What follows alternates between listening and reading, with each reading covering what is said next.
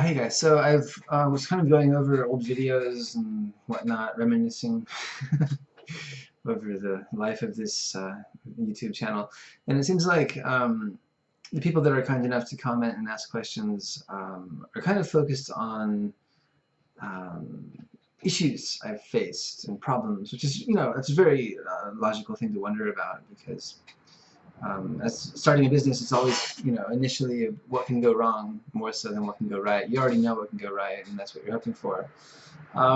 So I kind of just put together a small list.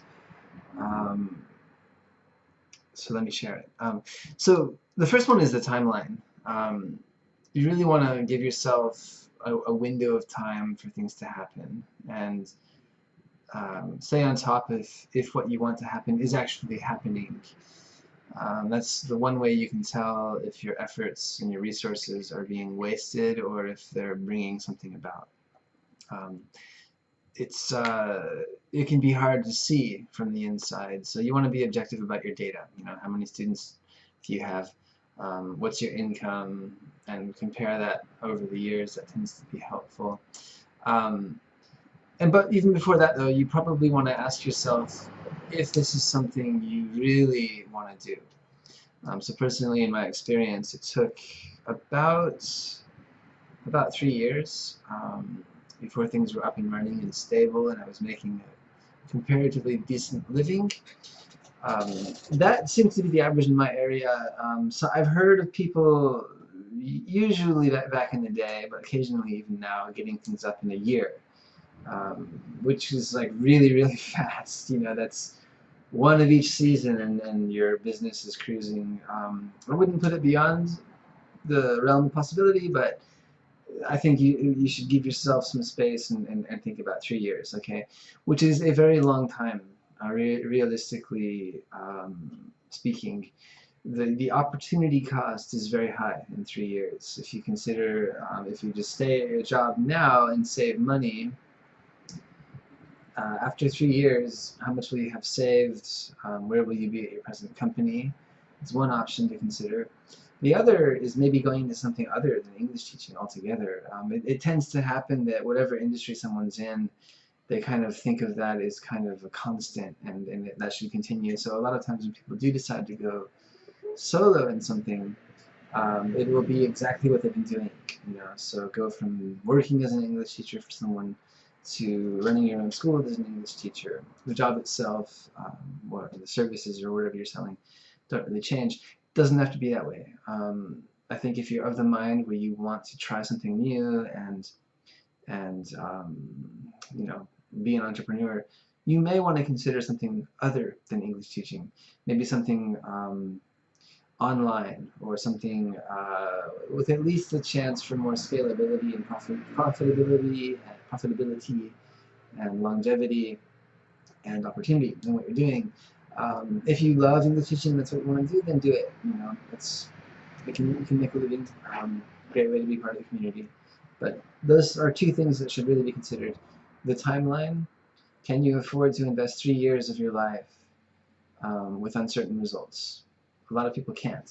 So consider that. And then second, is this really what you want to do? Is English teaching something you want to pursue? You could very easily do something else. Open up a ramen shop, a travel company, taking people back home, e-commerce. There's lots and lots of things out there. So just because you're an English teacher now doesn't mean you have to be forever. So that's something I think we should all think about. Okay, so next, considering you are going to go the way of the English teacher, is location. You need a place to teach, right? And that can be one of the most challenging initially because it's expensive, generally speaking. The very best option, assuming you can make it happen, is to teach from your house. And then to make it an even better option, you'd want to make sure your house is in a good area, right? Lots of foot traffic, lots of schools, preferably lots of families. And it's very helpful if you have a dedicated entrance to your school. So you kind of got your house, and then on the other side is the school, or something like that. You need parking, of course. The most expensive initial setup is renting off-site, which is what I do. And that's on the one hand, it can give you some leeway because you can choose a good area, target an ideal area, and it also gives you some separation between work and your private life.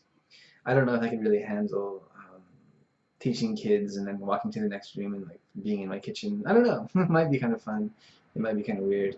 But becoming my own boss also took some psychological adjustment where there's nobody telling you what to do. And anyways, so once you've decided on the location, that's kind of the first big step. This is where the school is going to be.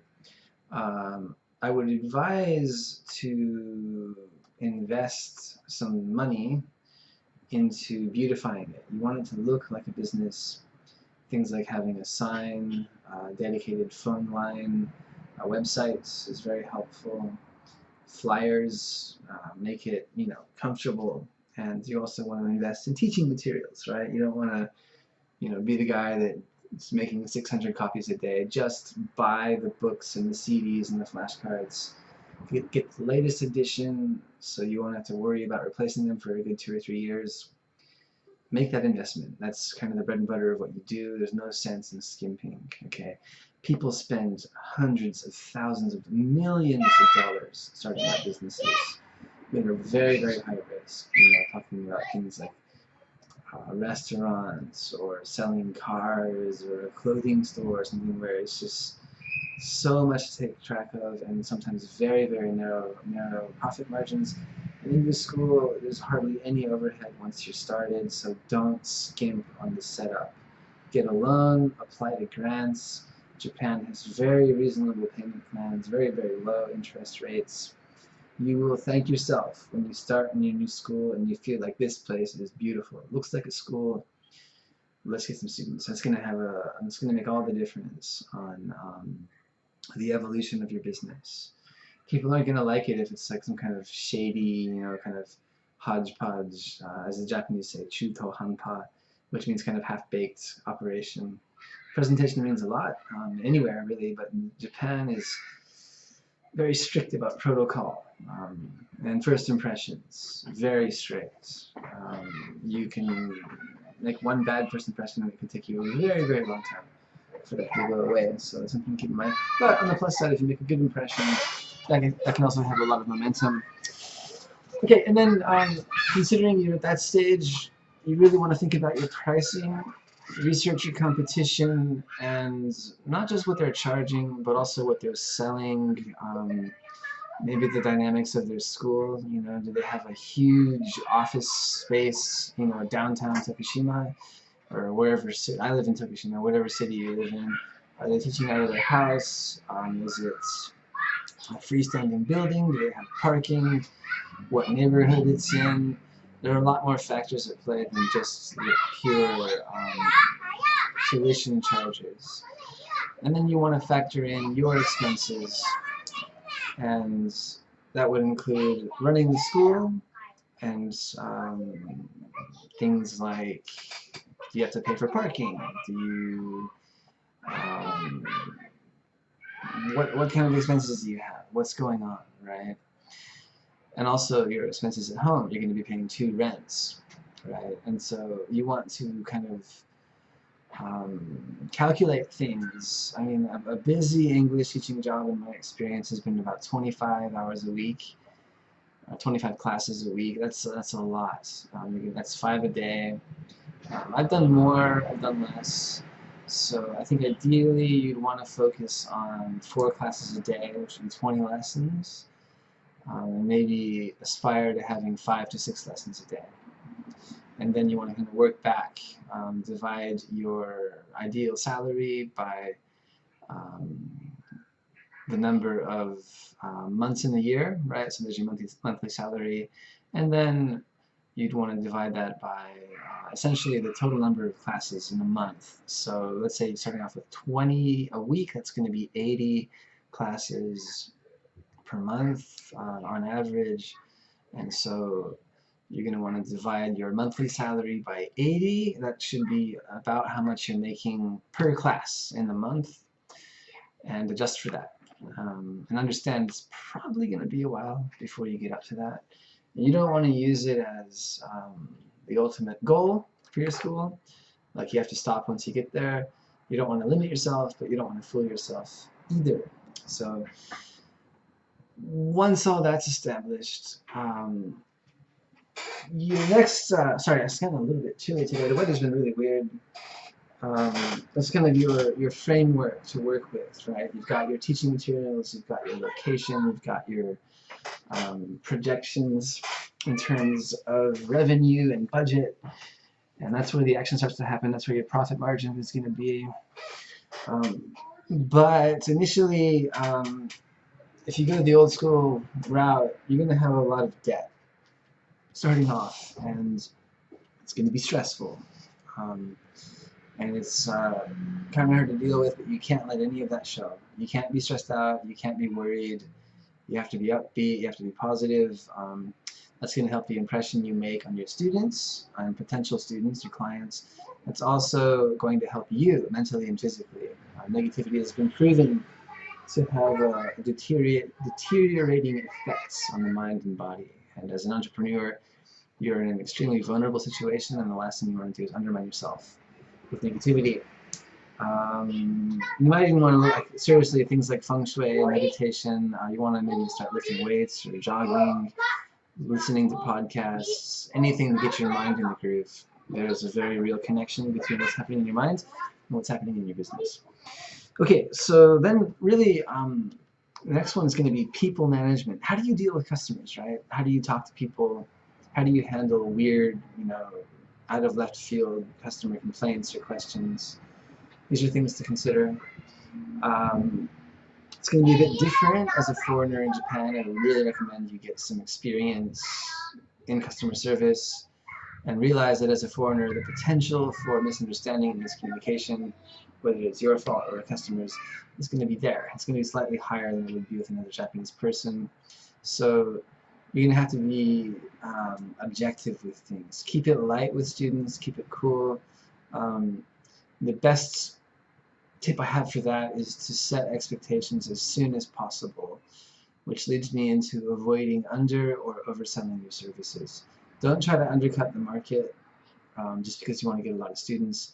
That's going to affect you. You're going to end up being a lot busier for a lot less money. And there's also it does have an effect on the market. If suddenly every school in town starts lowering their prices, a race to the bottom is never good for businesses, unless there's certain cases where it might be helpful, but not for you as the only person working in your school. Don't do that to yourself. Don't do that to the industry, to the community. If you're providing a good value, people will continue to come. And overselling is something that bigger schools do a lot, where they'll promise these kind of almost delusional results as long as you just pay the tuition. And a lot of times they'll ask for 6 months, sometimes even a year's tuition up front, which is a lot of money, thousands and thousands of dollars. And I worked in one place that did that. And it's a mess. You end up dealing with just some crazy situations where the office staff is saying one thing and you're the guy in the classroom. You can avoid that as the solopreneur, as the owner, and I really recommend it. It's far, far better to be as honest as possible and as clear as possible up front with people.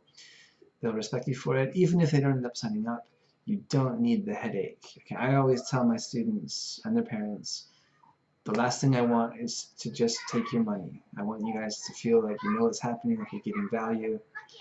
And they respect that, and they've been loyal. They've brought other students who are doing that. So if you have to, in the beginning, it's always really a good idea to offer a free trial lesson, and maybe also a separate level check.